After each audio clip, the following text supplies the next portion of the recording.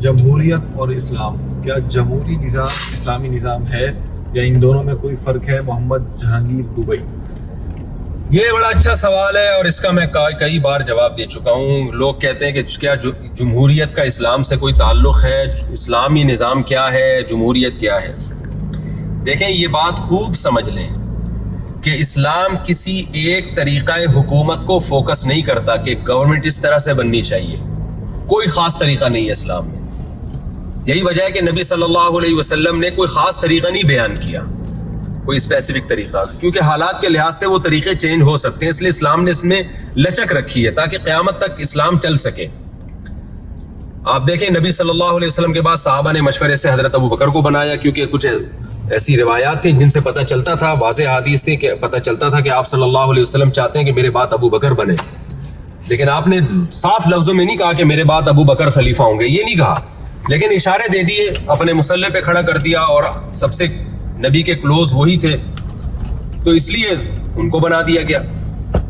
حضرت ابو بکر رضی اللہ تعالیٰ عنہ نے کیا کیا؟ خود سے سلیکشن کی کہ میرے بعد عمر ہوں گے، کوئی الیکشن نہیں کروایا آپ نے، نہ حضرت عمر نے کوئی تلوار اٹھا کے لڑائی لڑ کے حکومت پہ، گورنمنٹ پہ قبضہ کیا۔ حضرت ابو بکر نے سمجھا کہ میرے لیے، اس امت کے لیے عمر سے بہتر کوئی نہیں ہو سکتا، تو لوگوں سے کوئی رائے پر مجبور نہیں ہوئے حضرت ابو بکر، بلکہ فیصلہ سنا دیا میرے بعد یہی ہوں گے۔ تو اس سے پتہ چلتا ہے کہ بادشاہ یا خلیفہ اگر یہ کہہ دے میرے بعد یہ بندہ ہے تو وہ بھی ٹھیک ہے، اگر وہ اس میں دیانتداری سے کام لے رہا ہے، لوگوں کے ساتھ خیانت نہیں کر رہا۔ پھر حضرت عمر نے کیا کیا؟ 6 آدمیوں کی کمیٹی بنا دی، 6 آدمیوں کی کمیٹی بنا دی اور کہا کہ یہ 6 سلیکٹ کریں گے۔ اس میں بھی یہ نہیں ہے کہ پورے الیکشن کروائے ہوں پوری اسلامی ریاست سے، بھئی یہ 6 ہی ہیں، انہی میں سے کسی ایک کو سلیکٹ کرنا ہے۔ یہ طریقہ بھی ٹھیک ہے، حضرت عمر سمجھتے تھے کہ یہ والا طریقہ زیادہ اچھا ہے۔ تو حضرت علی رضی اللہ تعالیٰ عنہ کے بعد پھر وہ جو سیاسی اختلافات ہوئے، حضرت معاویہ رضی اللہ تعالیٰ عنہ نے کہا کہ حضرت عثمان کے قاتلوں سے قصاص لینا ہے، تو اس مطالبے کی وجہ سے آپس میں لڑائیاں ہوئیں، اور جب حضرت علی رضی اللہ تعالیٰ عنہ کی شہادت ہوئی ہے تو حضرت حسن نے سوچا کہ بھئی اس وقت امت کا مفاد اس میں ہے کہ بجائے آپس کے یعنی کوئی الیکشن کروائے جائیں یا لوگوں سے رائے پوچھی جائے، بہتر یہی ہے کہ حضرت معاویہ کے ہاتھ پہ ہم بیعت ہو جاتے ہیں تاکہ یہ لڑائی ختم ہو جائے۔ تو حضرت حسن کی نظر میں یہ شرعی طریقہ تھا کہ بھئی طاقت ان کے پاس ہے، قوت ان کے پاس ہے، ہمارے پاس بھی ہے، لیکن 2 طاقتیں اکٹھی ہوں گی تو اتحاد نہیں ہوگا، ایک طاقت دستبردار ہو جائے دوسرے کے حق میں۔ حضرت حسن کو لوگوں نے کہا بھی کہ یہ تو ذلت کی بات ہے، عار کی بات ہے کہ آپ کے والد کی لڑائی ہوئی اور آپ ان سے بیعت ہو رہے ہیں۔ تو انہوں نے کیا فرمایا کہ میں جہنم کی آگ پر اس ذلت کو ترجیح دیتا ہوں، میں نہیں چاہتا کہ مسلمانوں کے 2 گروہ آپس میں لڑیں۔ تو حضرت علی معاویہ کے حق میں وہ دستبردار ہو گئے، اور حضرت معاویہ اس وقت مسلمانوں کے برحق خلیفہ بن گئے۔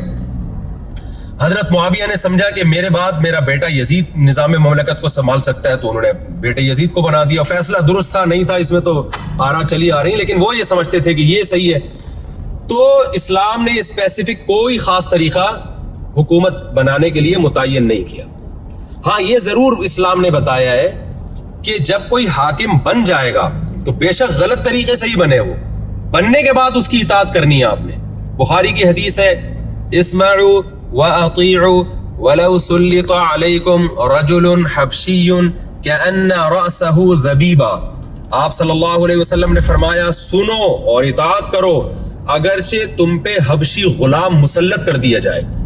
کیا مطلب؟ غلام حبشی جو کسی بھی لحاظ سے حاکم بننے کا، خلیفہ بننے کا اہل ہی نہیں ہے، اور ہوا بھی تم پہ مسلط ہے، یعنی پبلک نہیں چاہ رہی تھی اس کو، لیکن طاقت کے زور سے ظلم کرتا ہوا آ گیا اور تمہارا بادشاہ بن گیا، وہ خلیفہ بن گیا، ملک کا سربراہ بن گیا، اور فرمایا پرسنالٹی بھی نہیں ہے کوئی اس کی، کأن رأسہ ذبیبہ، سر کشمش کی طرح پچکا ہوا ہے اس کا، تو یعنی بھیجے کی جگہ ہی نہیں ہے اس کے اندر نا، گویا کہ۔ تو ایسا عجیب و غریب آدمی بھی اگر زبردستی مسلط ہو کے سربراہ بن گیا، سربراہ کی ڈیفینیشن کیا؟ اس کے ہاتھ میں پاور آ گئی، تو آپ صلی اللہ علیہ وسلم نے فرمایا اس کی بھی اطاعت کرنی ہے۔ وجہ اس کی یہ کہ وہ غلط طریقے سے آیا، ظلم کرتے آیا، لیکن جب آ گیا تو اس کو ہٹانے میں اور زیادہ ظلم ہو جائے گا، لوگوں کی لاشیں گریں گی، لوگوں کا خون بہے گا۔ کوئی بات نہیں، بڑی مصیبت سے بچنے کے لیے اس چھوٹی مصیبت کو برداشت کیا جائے گا۔ بڑی مصیبت کیا؟ اگر اس کو ہٹانے کی کوشش کریں گے تو خون خرابہ ہوگا، اور اس کو ہٹانا آسان بھی نہیں ہے، ظاہر ہے آسان ہوتا تو اس کو آنے ہی نہ دیتے نا۔ تو ابھی آ گیا کسی بھی طریقے سے، تو کوئی بات نہیں، امت کے اتحاد کو برقرار رکھنے کے لیے اس کو فالو کیا جائے گا۔ تو اب اس سے آپ سمجھیں کہ اسلام میں کوئی اسپیسیفک خاص طریقہ نہیں ہے۔ تو اب اگر دنیا میں جمہوری نظام رائج ہو گیا ہے تو اس کے سائیڈ ایفیکٹ بھی بہت ہیں اور فائدے بھی ہیں، دونوں چیزیں ہیں۔ تو اگر ہم دیکھیں گے اس کے فائدے زیادہ ہیں، نقصان کم ہے، تو اس طریقے کو ہم جائز قرار دیں گے، مفید قرار دیں گے۔ اور اگر ہم یہ سمجھتے ہیں کہ اس کے نقصانات زیادہ ہیں، فائدے کم ہیں، تو اس کو ہم پھر پروموٹ نہیں کریں گے۔ اب موجودہ جو جمہوریت جو سیٹ اپ چل رہا ہے نا، پہلے تو میں جمہوریت کی بات کرتا ہوں کہ فائدے جمہوریت میں زیادہ ہیں یا آمریت میں زیادہ ہیں۔ دیکھیں کچھ فائدے آمریت میں ہوتے ہیں، کچھ جمہوریت میں ہوتے ہیں۔ جنرلی میں ایک اصول اور ضابطہ بیان کرتا ہوں۔ آمریت میں فائدہ کیا ہوتا ہے؟ فائدہ یہ ہوتا ہے کہ جو آمر ہوتا ہے نا، جو ایک سربراہ ہوتا ہے، وہ کوئی فیصلہ کرنے میں شورا کا محتاج نہیں ہوتا، مشورہ تو لے گا، وہ محتاج نہیں ہوتا۔ اس سے کیا ہوتا ہے؟ فیصلے جلدی جلدی ہوتے ہیں۔ وہ یہ سمجھتا ہے کہ یہ کنٹری میرا ہے، اس کو میں ترقی دوں گا تو میرا فائدہ ہے، اور پتہ ہے کہ میں جب تک زندہ ہوں تو کوئی آ نہیں سکتا یہاں پہ، تو وہ اون کرتا ہے کنٹری کو۔ وہ سمجھتا ہے میرا ملک ہے، ڈیولپمنٹ کا کام ہوگا، امن ہوگا تو میرا فائدہ ہے۔ اس لیے جہاں بھی بادشاہت ملے گی نا آپ کو، وہاں امن اور سکون آپ کو بہت ملے گا، اور ترقی کے کام بہت۔ سعودی عرب کی مثال آپ کے سامنے، بادشاہت ہے تو بادشاہ لوگ کیا کرتے ہیں؟ ٹھیک ہے عیاشی بادشاہ لوگ کرتے ہیں، لیکن قوم کا بھی خیال کرتے ہیں۔ ان کو پتہ ہے بھائی ہمارا کنٹری ہے، یہ اگر غریب ہوگا، یہاں سڑکیں ٹوٹی ہوئی ہوں گی، ہمارا نقصان ہے۔ تو یہ فائدے ہوتے ہیں آمریت میں۔ لیکن جمہوریت میں یہ فائدے نہیں ہوتے۔ جمہوریت میں پتہ ہے وزیر اعظم صاحب کو کہ میں 5 سال کے لیے آیا ہوں، میں اگر کوئی پروجیکٹ شروع کروں گا تو 5 سال میں ہو سکتا ہے بہت سارے نہ ہوں، اگلے 10 سالوں میں ہوں، وہ جا کے اگلی حکومت کیش کرا لے گی۔ تو اپنے 5 سال مجھے کھانے کے لیے ملے تو وہ اون نہیں کرتا کنٹری کو، وہ سمجھتا ہی نہیں کہ میرا کنٹری ہے۔ وہ کہتا ہے 5 سال مجھے کھانے پینے کے لیے ملے تو دبا کے پھوڑو یہاں پہ، جو ہمارے یہاں جیسے ماشاءاللہ ہمارے سربراہان پھوڑتے پھاڑتے رہے اور بہت کچھ بنا لیا ماشاءاللہ انہوں نے۔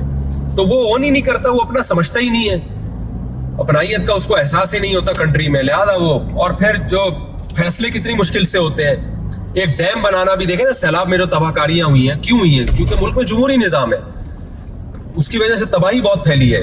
ڈیم بنانے سے پہلے ہر ایک سے پرمیشن لینی ہے، تو لوگوں کے سیاسی مفاد آ جاتے ہیں، کوئی کہتا ہے بناؤ، کوئی کہتا ہے نہیں بناؤ، وہ کوئی فیصلہ ہی نہیں ہوتا، پینڈنگ میں چلے جاتے ہیں سارے فیصلے اور ملک تباہ ہوتا رہتا ہے۔ اس میں عوام کو بیوقوف بنانا بھی آسان ہوتا ہے جمہوری طرز نظام میں۔ تو یہ جمہوری حکومت کے سائیڈ ایفیکٹ ہیں۔ لیکن کچھ فائدے ہیں جمہوری حکومت کے۔ وہ فائدے یہ ہیں کہ کوئی بڑا نقصان بھی پھر اتنے آرام سے نہیں ہوتا، غلط فیصلہ کرتے ہوئے بھی اس کو جو ہے نا اسمبلی سے قانون پاس کروانا ہوتا ہے، اکثریت کی رائے لینی ہوتی ہے، تو غلط فیصلے بھی پھر جلد، جیسے اچھے فیصلے نہیں ہو پاتے تو غلط بھی نہیں ہو پاتے۔ جبکہ آمریت میں بادشاہ سلامت کی اگر کھوپڑی گھوم جائے، سربراہ کی کھوپڑی گھوم جائے اور وہ کوئی کچھ بھی کر لے تو کوئی پوچھنے والا نہیں ہوتا۔ تو وہاں یہ بھی ہوتا ہے کہ ظلم بھی بعض دفعہ بہت ہوتا ہے کہ بادشاہ سلامت کی مرضی چل رہی ہوتی ہے، بہت سے بے گناہ لوگوں کو بلا وجہ جیل میں ڈال دیا ہوتا ہے، چھوٹی چھوٹی باتوں پہ سزائیں اتنی سخت دے رہا ہوتا ہے کہ پوچھنے والا نہیں ہوتا اس کو۔